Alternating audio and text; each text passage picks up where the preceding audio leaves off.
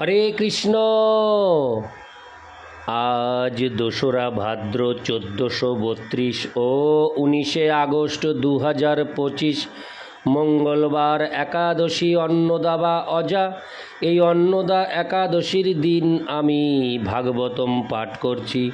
আজ আমি পাঠ করছি ভাগবতমের 4th স্কন্ধ 2য় ভাগ 21 অধ্যায় পৃথু মহারাজের উপদেশের শ্লোক 32 ও 33। নারায়ণ হে নারায়ণ ভব ভয় হরণম নারায়ণ। শ্লোক 32।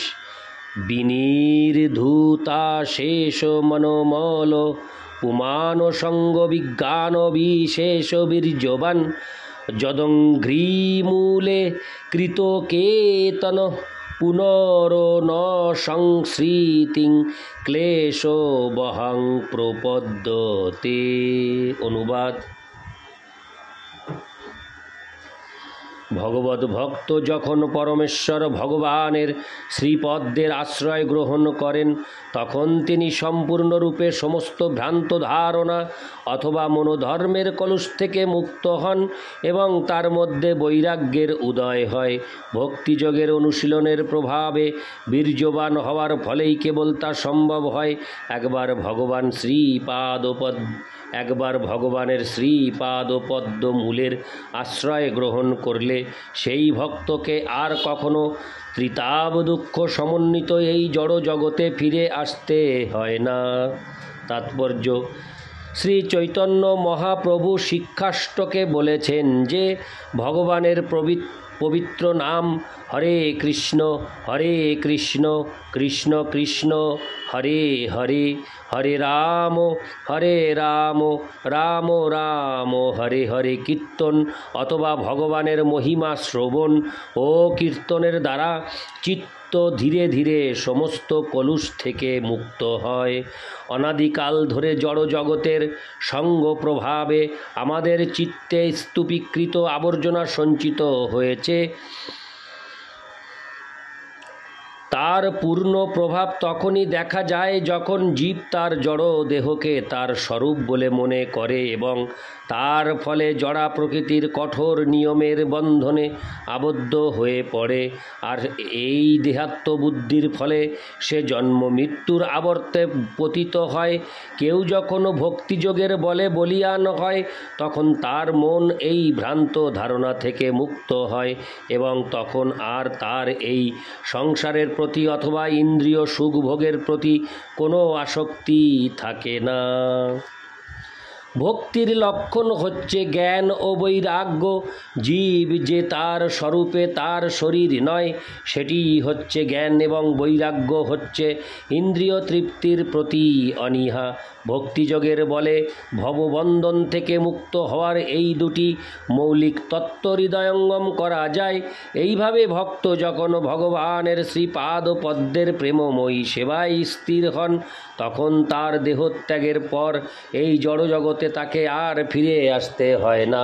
সেই কথা প্রতিপন্ন করে ভগবান ভগবদ্গীতায় বলেছেন, তক্তা দেহং পুনর্জন্ম নৈতি মামেতি সোহর্জুন। এই শ্লোকে বিজ্ঞান শব্দটি বিশেষ গুরুত্বপূর্ণ। জীব যখন তার দেহকে আর তার স্বরূপ বলে মনে করে না তখন চিন্ময় স্বরূপের জ্ঞান লাভ হয়। ভগবদ্গীতায় সেই জ্ঞানের বিশ্লেষণ করে বলা হয়েছে ব্রহ্মভূত বা চিন্ময় উপলব্ধির বিকাশ।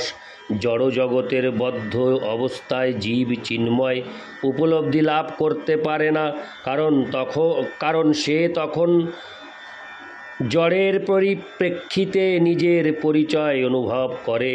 জড়জগৎ ও চিৎ জগতের পার্থক্য হৃদয়ঙ্গম করাকে বলা হয় জ্ঞান। জ্ঞানের স্তর বা ব্রহ্মভূত স্তরে আসার পর জীব ভগবদ ভক্তির স্তর প্রাপ্ত হয়। সেই স্তরে সে পূর্ণরূপে তার নিজের স্থিতি ও পরমেশ্বর ভগবানের স্থিতি হৃদয়ঙ্গম করতে পারে। সেই উপলব্ধিকে এখানে বিজ্ঞান বিশেষ বলে বর্ণনা করা হয়েছে। তাই ভগবান বলেছেন যে তার জ্ঞান হচ্ছে বিজ্ঞান। পক্ষান্তরে বলা যায় যে কেউ যখন ভগবত তত্ত্ববিজ্ঞানের বলে বলীয়ান হন তখন তার মুক্তি সুনিশ্চিত। ভগবদ্গীতায় 9:2 ভগবত ভক্তির বিজ্ঞানকে প্রত্যক্ষাবগমং ধর্মম অর্থাৎ প্রত্যক্ষ অনুভূতির দ্বারা ধর্মতত্ত্বের উপলব্ধি বলে বর্ণনা করা হয়েছে। ভক্তিযোগ অনুশীলনের দ্বারা মানুষ তার পারমার্থিক জীবনের উন্নতি প্রত্যক্ষভাবে উপলব্ধি করতে পারে। কর্মযোগ, জ্ঞানযোগ, ধ্যানযোগ ইত্যাদি অন্যান্য পন্থার অনুশীলনের দ্বারা নিজের উন্নতির বিষয়ে সুনিশ্চিত হওয়া যায় না, কিন্তু ভক্তিযোগে প্রত্যক্ষভাবে নিজের পারমার্থিক উপলব্ধি দর্শন করা যায়। ঠিক যেমন আহার করলে ক্ষুণ্ণিবৃত্তি ও তৃপ্তি অনুভব করা যায়। রজতম গুণের প্রভাবে জীব ভ্রান্তভাবে এই জড় জগৎকে উপভোগ করতে চায় এবং জড় জগতের উপর আধিপত্য করতে চায়, কিন্তু ভক্তিযোগের প্রভাবে এই দুটি প্রবণতার ক্ষয় হয় এবং জীব সত্য গুণে অধিষ্ঠিত হয়। ধীরে ধীরে সত্য গুণ অতিক্রম করে জীব শুদ্ধ সত্ত্বে অধিষ্ঠিত হয়, যা জড় গুণের দ্বারা কলুষিত নয়। এইভাবে অবস্থিত হওয়ার ফলে জীবের আর কোনো সন্দেহ থাকে না। সে বুঝতে পারে যে তাকে আর এই জড় জগতে ফিরে আসতে হবে না। ইতি শ্লোক 32। শ্লোক 33। তমেব যুয়ং ভজো তাত্ত্ববৃত্তিভির্মনোবচো কায় গুণৈ সকর্মভি অমায়ীন কামদুঘংঘ্রি পঙ্কজং যথাধিকারাবশিতার্থ সিদ্ধয়। অনুবাদ: পৃথু মহারাজ তার প্রজাদের উপদেশ দিলেন, তোমাদের কায়মনোবাক্য এবং তোমাদের বৃত্তিগত কর্মের ফল অর্পণ করার দ্বারা সর্বদা উদার চিত্তে ভগবানের সেবা করো। তোমাদের যোগ্যতা ও বৃত্তি অনুসারে পূর্ণ বিশ্বাস সহকারে নিষ্কপটে ভগবানের শ্রীপাদপদ্মের সেবায় নিযুক্ত হও। তাহলে তোমাদের জীবনের চরম উদ্দেশ্য সাধনে তোমরা সফল হবে। তাৎপর্য: ভগবদ্গীতার 18 অধ্যায়ে উল্লেখ করা হয়েছে, সকর্মণা তম অভ্যর্চ্য, নিজের বৃত্তিগত কর্মের দ্বারা পরমেশ্বর ভগবানের আরাধনা করতে হবে। সেই জন্য চতুর্বর্ণ ও চতুরাশ্রমের পদ্ধতি স্বীকার করা আবশ্যক। পৃথু মহারাজ তাই বলেছেন। গুণৈ সকর্মভি এই পদ্যাংশটির ব্যাখ্যা ভগবদ্গীতায় করা হয়েছে। চাতুর্বর্ণং ময়া সৃষ্টং গুণকর্ম বিভাগশ, জড়া প্রকৃতির গুণ এবং সেই সমস্ত গুণে সম্পাদিত বিশিষ্ট কর্তব্য কর্ম অনুসারে পরমেশ্বর ভগবান এই চতুর্বর্ণ ব্রাহ্মণ, ক্ষত্রিয়, বৈশ্য, শূদ্র সৃষ্টি করেছেন। সত্যগুণে অধিষ্ঠিত যে ব্যক্তি, তিনি নিশ্চিতভাবে অন্যদের থেকে অধিকতর বুদ্ধিমান। তাই তিনি সত্যভাষণ, ইন্দ্রিয় সংযম, মনোসংযম, শুচিতা, সহিষ্ণুতা, আত্মজ্ঞান ও ভক্তি তত্ত্ব এই সমস্ত ব্রাহ্মণোচিত কার্যকলাপ অনুশীলন করতে পারেন।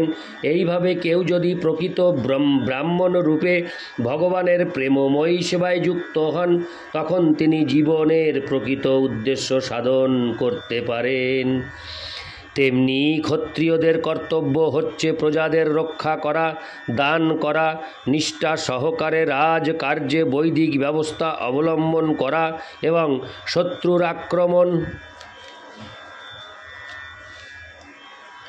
প্রতিহত করার জন্য যুদ্ধ করতে নির্ভীক থাকা। ক্ষত্রিয় এইভাবে তার বৃত্তিগত কর্ম সম্পাদনের দ্বারা পরমেশ্বর ভগবানের সন্তুষ্টি বিধান করতে পারেন। তেমনি বৈশ্য তার বৃত্তি সম্পাদনের দ্বারা খাদ্যশস্য উৎপাদন করে, গো রক্ষা করে এবং যখন অতিরিক্ত কৃষি উৎপাদন হয় তখন প্রয়োজন হলে বিনিময় করে ব্যবসা করার দ্বারা পরমেশ্বর ভগবানের সন্তুষ্টি বিধান করতে পারেন, তেমনি শূদ্রেরা যেহেতু যথেষ্ট বুদ্ধিমান নয়, তাই তাদের কর্তব্য হচ্ছে সমাজের উচ্চ বর্ণের সেবায় যুক্ত হওয়া। সকলেরই লক্ষ্য হওয়া উচিত নিরন্তর শ্রীকৃষ্ণের চিন্তায় মনকে নিয়োজিত করে পরমেশ্বর ভগবানের সন্তুষ্টি বিধান করা, তার বাণীকে সর্বদা ভগবানের প্রার্থনা নিবেদনে অথবা ভগবানের মহিমা প্রচারে যুক্ত করা এবং তার দেহকে ভগবানের প্রসন্নতা বিধানের জন্য ভগবানের সেবা সম্পাদনে যুক্ত করা। আমাদের শরীরে যেমন মস্তক, বাহু, উদর ও পা এই 4টি অঙ্গ রয়েছে, তেমনি মানব সমাজরূপী শরীরেরও গুণ ও কর্ম অনুসারে 4টি বর্ণে বিভক্ত করা হয়েছে। ব্রাহ্মণ বা বুদ্ধিমান মানুষদের মস্তকের কর্তব্য সম্পাদন করতে হয়, ক্ষত্রিয়দের বাহুর কার্য সম্পাদন করতে হয়, বৈশ্যদের উদরের কার্য সম্পাদন করতে হয় এবং শূদ্রদের পায়ের কার্য সম্পাদন করতে হয়। জীবনের এই কর্তব্য কর্ম সম্পাদনে কেউই উচ্চ নয় অথবা নিচ নয়। বর্ণ বিভাগে উচ্চ নিচ বিচার রয়েছে, কিন্তু যেহেতু সকলেরই উদ্দেশ্য হচ্ছে এক, পরমেশ্বর ভগবানের সন্তুষ্টি বিধান করা, তাই তাদের মধ্যে কোনো ভেদ নেই। এখানে প্রশ্ন উঠতে পারে যে ভগবান যেহেতু ব্রহ্মা, শিব আদি দেবতাদেরও পূজ্য, তাহলে এই পৃথিবীর সাধারণ মানুষ কিভাবে তার সেবা করবে? সেই কথা পৃথু মহারাজ যথাধিকার নিজের যোগ্যতা অনুসারে শব্দটির দ্বারা স্পষ্টভাবে বিশ্লেষণ করেছেন। কেউ যদি নিষ্ঠা সহকারে তার কর্তব্য কর্ম সম্পাদন করেন তাহলেই যথেষ্ট হবে।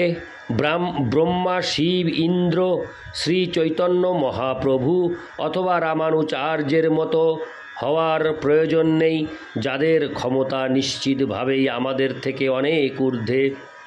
কোনো শূদ্র পর্যন্ত যে প্রকৃতির গুণ অনুসারে জড়া প্রকৃতির নিকৃষ্টতম স্তরে অধিষ্ঠিত, সেই একই সাফল্য লাভ করতে পারে। নিষ্কপটে ভগবানের সেবা করে যে কোনো ব্যক্তি সার্থক হতে পারেন। এখানে বিশ্লেষণ করা হয়েছে যে সরল ও উদার হওয়া অবশ্য কর্তব্য। অমায়ীন ভগবদ্ ভক্তিতে সাফল্য লাভের জন্য জীবনের নিম্ন স্তরে স্থিত হওয়া কোনো অযোগ্যতা নয়। তিনি ব্রাহ্মণ হন, ক্ষত্রিয় হন, বৈশ্য হন অথবা শূদ্রই হন না কেন, তার একমাত্র যোগ্যতা হচ্ছে সরলতা, উদারতা ও নিষ্কপটতা। তখন উপযুক্ত সদ্গুরুর তত্ত্বাবধানে কর্তব্য কর্ম অনুষ্ঠান করার দ্বারা তিনি জীবনের চরম সাফল্য লাভ করতে পারেন। ভগবান নিজেই যে কথা প্রতিপন্ন করেছেন, স্ত্রিয় বৈশ্যাস্ততা শূদ্রাস্তে হপি জান্তি পরাং গতিম। ভগবদ্গীতা 9:32। ব্রাহ্মণ, ক্ষত্রিয়, বৈশ্য, শূদ্র অথবা পতিতা স্ত্রী তিনি যাই হন না কেন তাতে কিছু যায় আসে না। কেউ যদি তার দেহ, মন ও বুদ্ধির দ্বারা কার্য করার মাধ্যমে নিষ্ঠা সহকারে ভগবদ্ ভক্তিতে যুক্ত হন, তাহলে তিনি অবশ্যই সাফল্য লাভ করে। তার প্রকৃত আলয় ভগবত ধামে ফিরে যাবেন।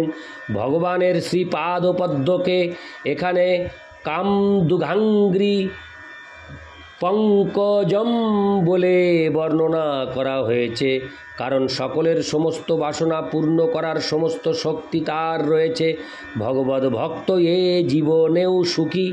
এই জীবনেও সুখী, কারণ তার সমস্ত জড়জাগতিক অভাবগুলি পূর্ণ হয় এবং চরমে তিনি যখন তার দেহ ত্যাগ করেন, তখন তিনি নিঃসন্দেহে তার প্রকৃত আলয় ভগবদ্ ধামে ফিরে যান। ইতি শ্লোক 33। नारायण हे नारायण भवभयहरणं नारायण। हरे कृष्ण।